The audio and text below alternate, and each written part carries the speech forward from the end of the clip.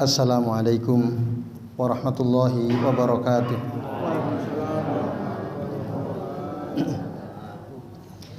Alhamdulillahi rabbil alamin. Alhamdulillahilladzi hamdan katsiran tayyiban mubarakan fih mubarakan alaihi kama yuhibbu rabbuna wa yarda. Asyhadu an la ilaha illallah wahdahu la syarikalah wa asyhadu anna Muhammadan abduhu wa rasuluh. Allahumma shalli wa sallim wa barik ala Muhammad wa ala ali Muhammad kama barakta ala Ibrahim wa ala ali Ibrahim fil alamin innaka Hamidum Majid. Amma ba'du. Bapak-bapak dan ibu-ibu serta jamaah sekalian rahimani wa rahimakumullah. Alhamdulillah pada malam ini kita berjumpa kembali untuk melanjutkan ngaji kitab Bulughul Maram, masih membahas bab Ihyaul Mawat, ya, menghidupkan tanah yang terbengkalai, ya. Pada pertemuan yang lalu kalau tidak keliru, ya, kita sudah membahas sampai hadis yang ke-5, sekarang hadis yang ke-6, yaitu hadis dari Samurah bin Jundub. Samurah bin Jundab radhiyallahu anhu, kalau dia mengatakan qala Rasulullah sallallahu alaihi wasallam man ahata haitan ala ardin fahiya lahu. Barang siapa yang membuat pagar atas, ya, suatu tanah, fahiya lahu, maka tanah itu milik orang yang membuat pagar, yang memagari, ya, tanah, ya, area tanah. Nah, hadis rawahu Abu Daud dan disahihkan oleh Ibnu Al-Jarud. Bapak-bapak dan ibu-ibu serta jamaah sekalian, dalam, ya, menilai hadis ini, sebagian ulama yang mentakhrij hadis ini, Syekh Abdullah bin Shalih Al-Fauzan sendiri mengatakan wa hadza sanadun dhaif. Ini sanadnya dhaif. Kenapa? Fihi Al-Hasan Al-Basri, karena di dalam hadis ini ada Hasan Al-Basri. Wa huwa mudallis. Dan beliau ini mudallis, ya. Mudallis itu apa artinya? Apa artinya mudallis? Menyembunyikan nama gurunya. Jadi kalau menyampaikan suatu hadis tidak menyebutkan. Misalnya beliau generasi tabi'in, Hasan Al-Basri. Jadi langsung qala an-nabiyyu sallallahu alaihi wasallam. Padahal beliau enggak pernah ketemu Nabi. Hasan Al-Basri tabi'in, generasi tabi'in, tidak pernah ketemu Nabi tapi ketemu dengan sahabat radhiyallahu anhu. Nah, beliau sering ketika menyampaikan hadis tidak menyebutkan dari siapa, langsung berkata qalan Nabi. Nah, dan beliau tidak menegaskan bahwa beliau mendengar dari Samurah bin Jundab tadi, ya. Tapi meskipun demikian, hadis ini ada beberapa penguatnya yang menguatkan maknanya, gitu.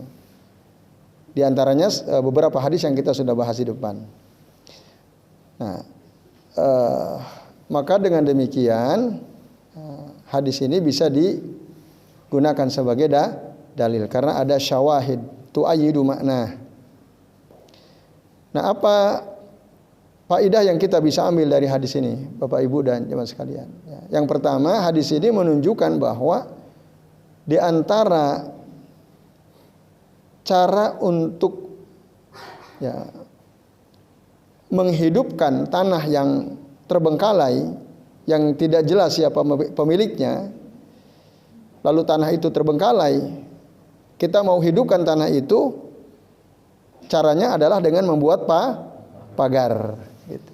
Maka apabila kita membuat pagar di tanah, katakanlah mungkin 200 meter persegi, gitu, ya, tanah terbengkalai, kita pagari, maka apabila kita pagari, faqad mallakaha milkan syar'iyyan, berarti dia sudah memiliki, jadi pemilik tanah tersebut. Kalau dia sudah membuat memagari, nah, maka fahiyalahu, tanah itu menjadi milik dia. Tinggal ngurus nanti sertifikat kalau sekarang, gitu, ya, ngurus sertifikatnya. Nah, tapi syarat-syarat yang kita sudah bahas di awal harus terpenuhi. Yaitu apa syaratnya? Emang nggak ada yang punya, gitu. Nggak jelas. Yang punya siapa? Tanya kemana-mana nggak jelas.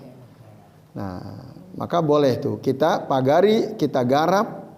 Nah itu maka menjadi milik kita, dan cara memiliki tanah seperti itu syar'i, milkan syar'ian. Tapi tadi syaratnya terpenuhi. Ya, tidak ada yang tidak jelas siapa yang punya, dan tanah itu tidak digunakan oleh masyarakat umum. Nah, bapak-bapak dan ibu-ibu, secara zahir hadis ini menunjukkan bahwa dengan cara memagari saja itu sudah cukup untuk memiliki sebidang tanah yang tidak jelas tadi pemiliknya. Ini menurut pendapat Imam Ahmad fi ashari ar-riwayat anhu fi sifatil ihya. Dari riwayat-riwayat yang masyhur yang beliau sampaikan tentang sifat atau standar menghidupkan tanah itu adalah membuatkan pagar tadi. Maka wahiya anna at-tahwitu ihya'un likulli ardin. Memagari itu adalah cara menghidupkan setiap lahan, ya, tanah yang mati itu. Jadi ini bapak-bapak dan ibu-ibu serta jemaah sekalian. Walaupun nanti ada dalam riwayat yang lain sebenarnya tidak ada sifat tertentu bagaimana seseorang dianggap dia menghidupkan lahan, ya. Tidak ada. Itu nanti al-marja ilal urab. Ya, kembali rujukannya kepada urab. Urab itu kebiasaan masyarakat. Nah, itu. Para ahli fikih ulama, ya, mereka mengatakan wala budda an yakunal haitu mani'an yamna'u ma wara'ahu. Nah, hendaklah pagar yang dibuat itu mencegah sesuatu yang ada di belakang pagar tersebut. Itu, ya. Jadi yang namanya pagar itu misalnya kambing tidak bisa masuk, domba tidak bisa masuk karena ada pagarnya. Menurut sebagian ulama fikih, ya. Nah, begitulah yang namanya memagari. Tapi kalau hanya dibuat pondasi tok, kambing bisa masuk nggak? Nah, itu tidak cukup. Menurut sebagian ulama fikih, gitu. Jadi harus betul-betul mencegah sesuatu bisa masuk ke lahan tersebut. Nah, tapi ada khilaf yang jelas ini. Wa yakhtalifu bi ikhtilafil buldan. Nah, ini emang berbeda-beda, ya, sesuai dengan negeri masing-masing. Nah, ini bapak-bapak dan jamaah sekalian rahimani wa rahimakumullah. Nah, tapi ada ulama Syekh Abdullah Al-Bassam. Beliau ini, ya, menulis kitab Tawdihul Ahkam, Syarah Bulughil Maram, ya. Kitabnya Tawdihul Ahkam itu kitab penting juga, ya, kalau kita ingin paham dengan ringkas tegas masalah-masalah hukum bisa dibaca dalam kitab Tawdihul Ahkam. Syekh Abdullah Al-Bassam hafizahullah ta'ala mengatakan annal mu'tabara fi mahakim al-mamlakati annahu idza kana al-jidaru mitran, ya, wa nisfal meter bahwa ihya. Ini menurut ijtihad beliau, ya. Jadi hukum memiliki lahan itu kalau pagar yang dibuat, ya, tingginya kira-kira mitron wanis pamitrin, berarti 1 meter kata beliau nih, ya, fahuwa ihya. Itulah yang disebut menghidupkan. Li'annahu yamna, karena kalau sudah 1,5 meter itu bisa mencegah. Tapi kalau 0,5 meter, kambing bisa loncat, domba bisa loncat. Tapi kalau 1,5 meter, Pak Haris aja susah loncat, kan? Kalau 1 meter ini ijtihad dari Syekh Abdullah Al-Bassam, ya. Tapi tadi sebenarnya kalau tanya dalilnya ada, nggak ada. Itu beliau berpandangan seperti itu melihat fakta aja di lapangan. Nah, dan memang kita setuju, ya, kalau 1,5 meter bisa mencegah nggak? Iya, bisa. Ini orang nggak loncat pun susah, gitu. Nah, itu Bapak Ibu sekalian. Wa makana duna zalik fa huwa tahjir wa laysa bihya. Kalau kurang dari 1,5 meter, yaitu dia cuma membatasi tok, itu bukan ihya namanya. Belum masuk kategori ihya. Wallahu taala alam. Itu kata beliau. Yaitu hadis yang ke-6. Hadis yang ke-7 Bapak Ibu. An Abdullah bin Mughaffal radhiyallahu anhu. Qala, dia mengatakan anna Nabiy sallallahu alaihi wasallam qala bahwasanya Nabi SAW beliau bersabda, "Man hafara bi'ran falahu arba'una zira'a atanan lima syiyatih." Barang siapa yang menggali sumur, maka dia berhak memiliki lahan sekitar sumur yang dia gali itu. Maksudnya di tanah yang tidak jelas ya, tanah tak bertuan. Ada tanah tak bertuan lalu kita gali sumur untuk menghidupkan tanah tersebut, lahan tersebut, maka dia punya hak untuk memiliki arba'una ziro'an, 40 ziro, atanan lima syiyatih, sebagai tempat untuk makan hewan-hewan ternaknya. 40 ziro itu, 1 ziro 1 hasta ya, dari ujung jari tengah sampai siku. Katakanlah ini setengah meter, berarti 40 ziro itu berapa meter? Nah, 20 meter ke 4 arah angin, mata angin. Timur, barat, utara, selatan. 20 meter, 20 meter, 20 meter, 20 meter. Berarti berapa meter tuh? 1.600 meter persegi. 1.600? Meter persegi. 40 kali 40. Enggak, 40 zero kan 40 zero sama dengan 20. 20 saya kan 40 jadi. 40. Terus 40 juga. 40 meter. Ya. 20 meter. Ah, 20 ya. 40 40. 40 kali 40. 1.600 meter persegi. 1.000 600 meter persegi. lumayan ya. Nah, itu lumayan itu. Tapi dalam memahami arba'una ziro'an ini ada dua ya, ada dua pendapat. Ada yang mengatakan 40 ziro itu ya payakunu kullu janibin asratu ajru. 40 itu maksudnya barat timur 10 10 10 10. Ada yang memahami seperti itu. Berarti kalau begitu berapa? 400 meter persegi. 400 meter ya. Berarti 20 kali 20. Nah, itu. Ada dua pendapat. Yang dimaksud arba'una ziro'an itu apakah barat timur 40 40? Ya 40 ziro ya maksudnya. Atau barat 10 ziro, timur 10 ziro, selatan 10 ziro, utara 10 ziro. Nah, ada dua pendapat. Ini Bapak Ibu dan Jemaah sekalian. Nah, ada sebagian ulama ya berdasarkan hadis ini mereka berkata, "Inna harimal bi'ri idza hafaroha lisak imasyatihi arba'una zira'a. Wa ma ada dzalika yakunu huwa wan nasu fihi sawa." Sesungguhnya batas sumur itu apabila dia menggali sumur untuk memberi makan hewan ternaknya adalah 40 ziro. Nah, sementara selebihnya itu hak orang-orang sama, hak orang lain dan hak dia sama. Yang dia berhak untuk memilikinya sendiri hanya tadi sekitar 40 ziro. Dengan tadi penjelasan ada dua pendapat tadi ya. 40 ziro itu sama dengan berapa meter tadi kalau 400 meter atau 1.600 meter. Itu. Nah, selebihnya lebih dari itu, katakanlah kita mengambil pendapat yang paling sedikit ya. Jadi 40 ziro itu 10 kan berarti kalau 10 ziro berapa? 5 meter. 10 kali 10 ya? Apa 400? Kalau 40 ziro kan 20 meter persegi. 20 meter. Ya. Kalau maksudnya 40 itu timur 10, barat 10, selatan 10, utara 10. 10 ziro kan? Berarti 10 ziro 5 meter.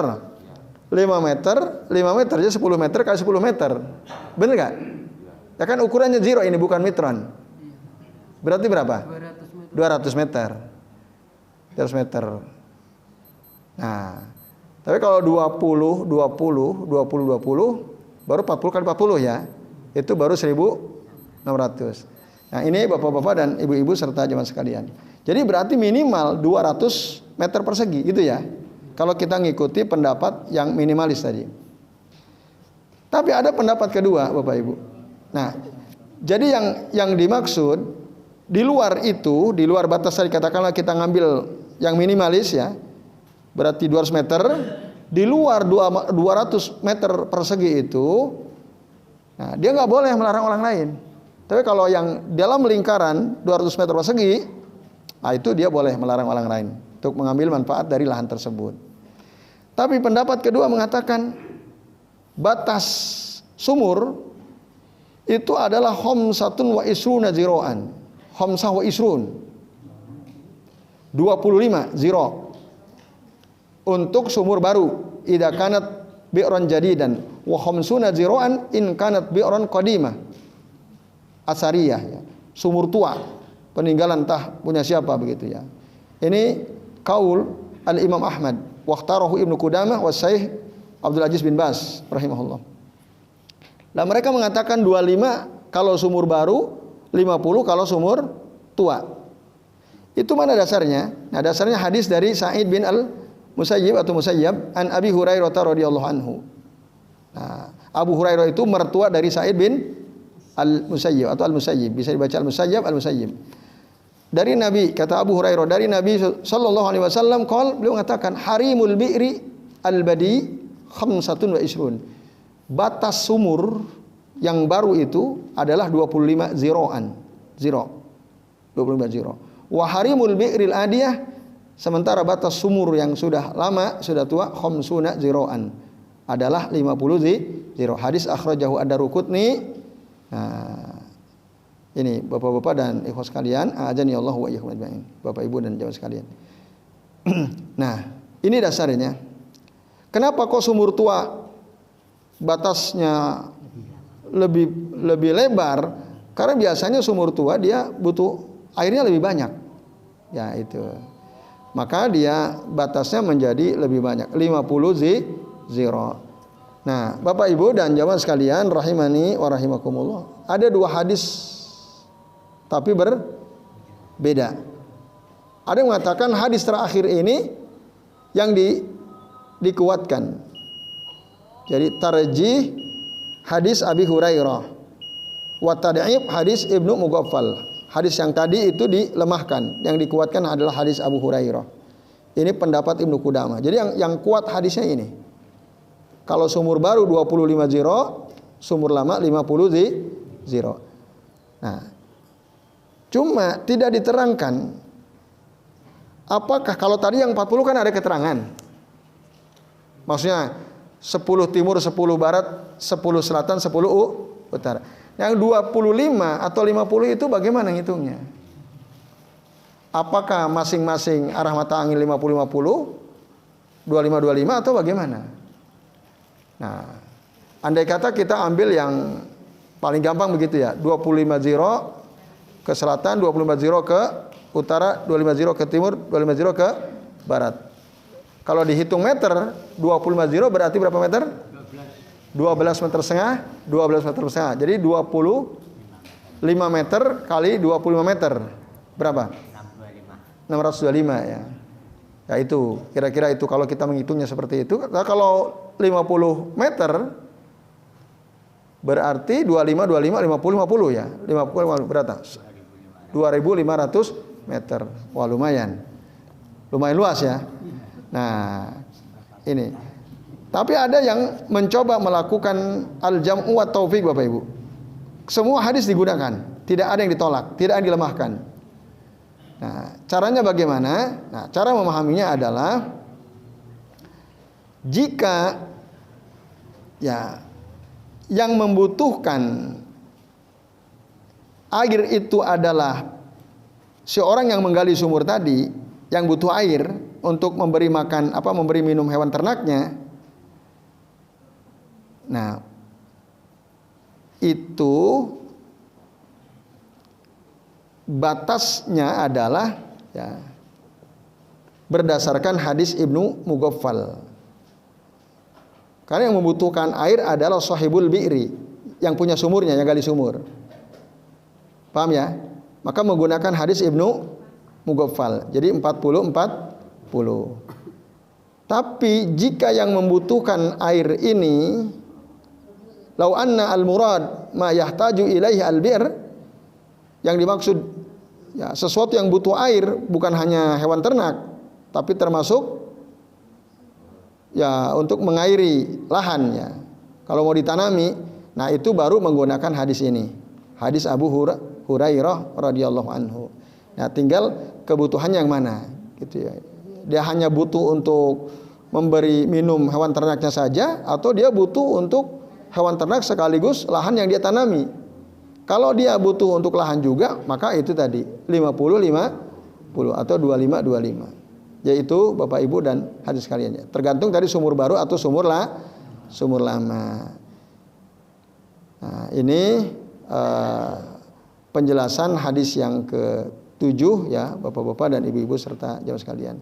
Nah, tapi kalau terakhir, kalau di dekat sumur yang dia gali itu ya, amma in kanat al-bi'ru muhatatan min jami'i jawanibiha bi amlakil ghairi.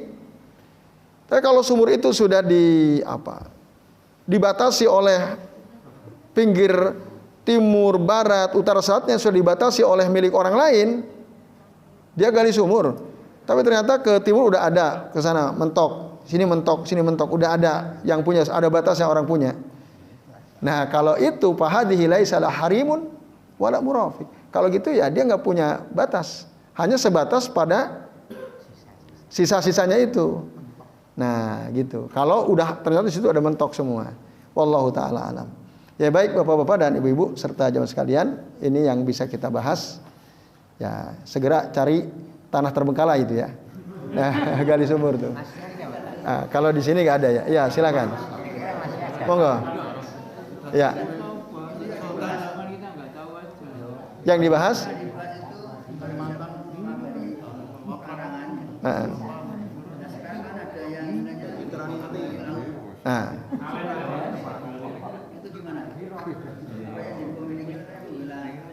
Ya. Bagaimana kalau laut dipagari? Itu fakta kan? Ada pagar laut. Nah, kalau laut itu pemiliknya jelas atau tidak? Tidak jelas. Tapi ada undang-undang kelautan nggak?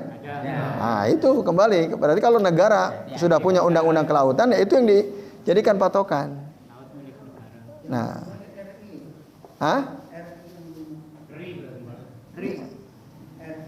gimana maksudnya itu? Ya negara kan? Ya. Berarti kan ada yang punya, harusnya dia izin ke. Ya wallahu alam, itu yang magari laut sudah izin belum? Nah, ternyata sudah kan? Misalnya, jika ternyata sudah, ya sudah berarti dia sudah diizinkan oleh pengelola negara gitu. Kalau negara berarti siapa yang berwenang, paling berwenang? Ya presiden. Andai kata yang magari laut sudah dapat izin presiden, ya udah, gitu kan, sudah dapat izin gitu. Tapi masalahnya izin presiden itu bertentangan dengan ketetapan undang-undang atau tidak? Nah itu kan yang orang permasalahkan kan itu, ya itu. Nah, wallahu a'lam bishawab. Ya monggo. Ini kecil-kecilan ya Pak. Ya.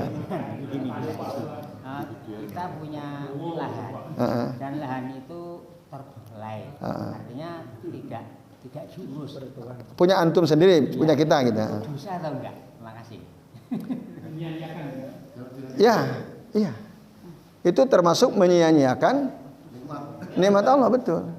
Makanya kalau punya tanah itu jangan dibengkalaikan, digarap. Kalau enggak dijual ya nyuruh orang untuk garap.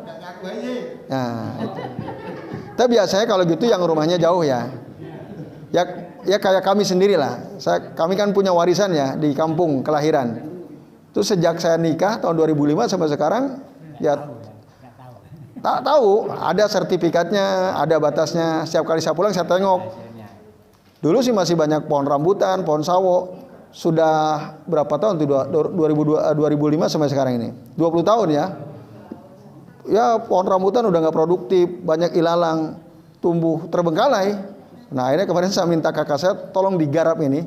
Nah, alhamdulillah setelah saya lebaran kemarin pulang itu dibersihkan sama orang. Bayar 650.000 untuk bersihinnya. Ada sekitar 2000 meter ya. Itu. Nah mau ditanami singkong rencananya. Ya, emang nggak tergarap itu sekitar 20 tahun ya.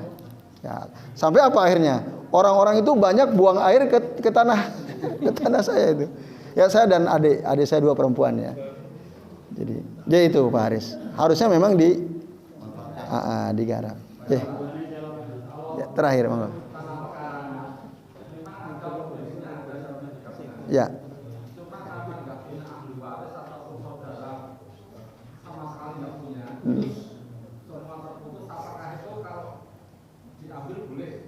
Siapa yang ngambil? Ada orang meninggal, sudah sepuh, tidak punya ahli waris. Kakak, adik, bapak, ibu, anak nggak ada.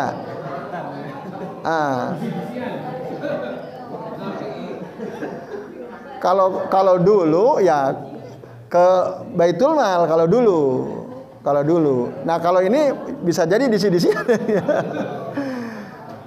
Ya, karena nggak ada ahli waris kan.